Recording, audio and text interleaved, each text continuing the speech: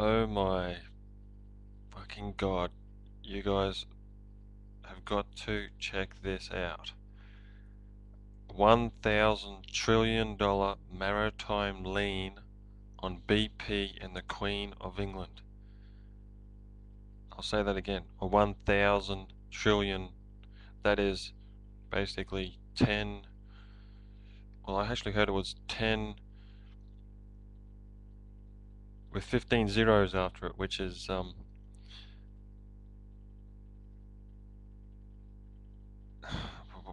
it doesn't seem to make it's a quadrillion, which is $1,000 trillion. It, it's basically 10 billion million dollars. It's, I don't know if there's that much money on the friggin' planet. Anyway, I'll read you the article. This is huge. This is Restore America plan taking oil spill action, maritime lien. Comments from Panama Law.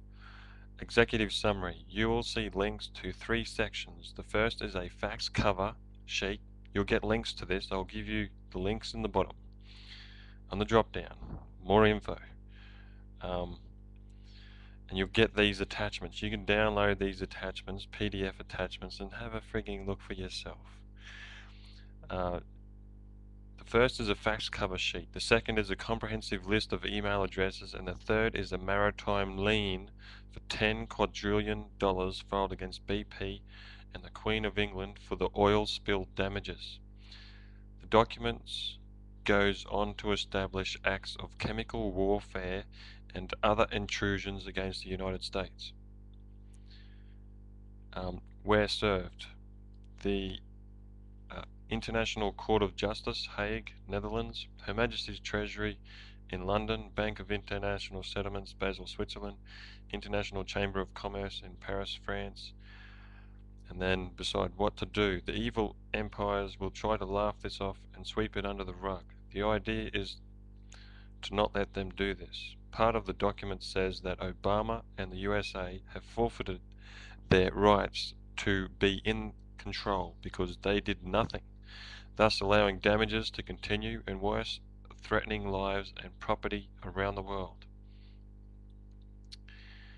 It's from panamalaw.org/restore_America_plan_spill_action_maritime_lien, which is LIEN.html. I'll put the link down the bottom in the drop down underneath the YouTube or more info.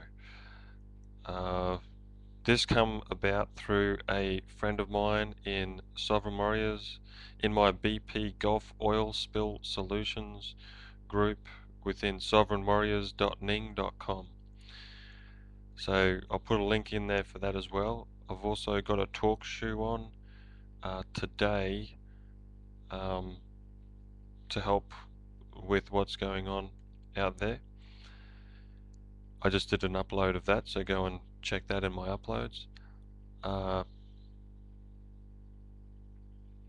And his name, sorry, the guy that put this up, a big thanks to him, Zen Man.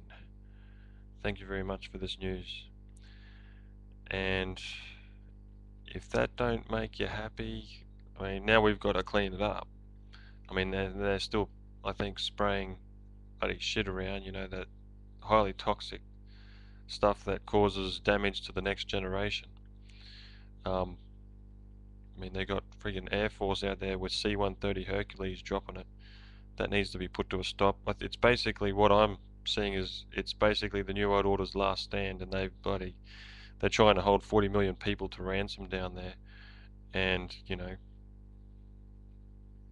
they've drilled into this thing that's 100,000 psi pressure. They don't have the equipment to be able to look after it. And this volcano, this mud volcano, that's actually a lot of mud coming out of there, a lot more mud than oil.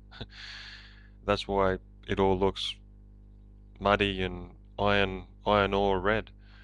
It's a mud volcano, and it's about, it could cause like a like a what was it called? Mount St. Helens that blew up. It's thought Dr. Richard C. Hoagland just got on. If you check out my playlists on that's featured on the BP oil spill, it's a false flag basically, you know, just like 9/11. But anyway, that's it from me, and bloody fantastic news. But we've now got to, as I said, got to defuse these idiots. There's even Wackenhut down there, you know, stopping people, stopping media, and threatening to arrest. I put that in that same playlist. They even did it to CBS. It wasn't just James Fox, the guy who did the UFO out of the blue documentary that I've also got on my playlist. But anyway, he's been down there, and he went up to try and speak to BP oil workers, and he could see that they had Wackenhut written on them. Yeah, the same, like they're basically like, you know, mercs, and they were involved with Katrina, you know, going and stomping people's doors in and taking their guns. Yeah, anyway, that's it from me. Please join me with my talk show, or go and listen to my talk show that I'm going to have on in a few hours. We're going to actually go into the science of miracles and consciousness before doing a short 3-minute meditation or prayer. Well, feeling is the prayer, that's it. If you actually watch Greg Braden's Science of Miracles playlist, you actually get to see there's actually a lot of good science backing this up, and like you actually get to see cancer disappear in 3 minutes from people practicing this in China.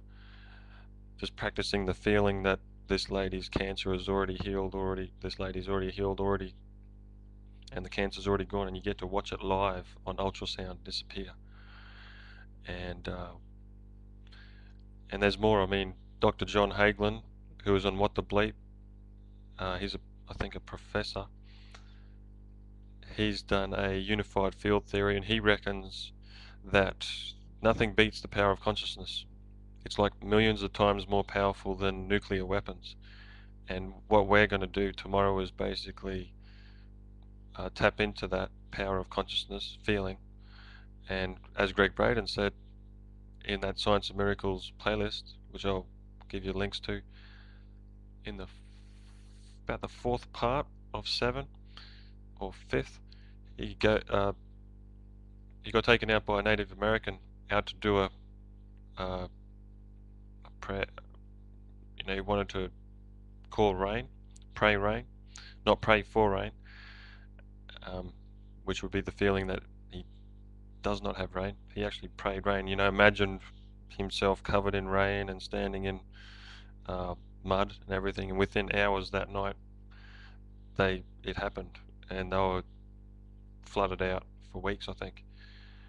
And I've done the same thing over and over again, and to know that it's not just a chance thing. And I've also done it with other things in the sky, as I put in my YouTube channel comments and one of my uploads. I basically called these things that you can see over here about 10 of them after interacting with one on the way to James Gilliland's place on a bus from Seattle to Portland in May 27, 2006, when I went to the US.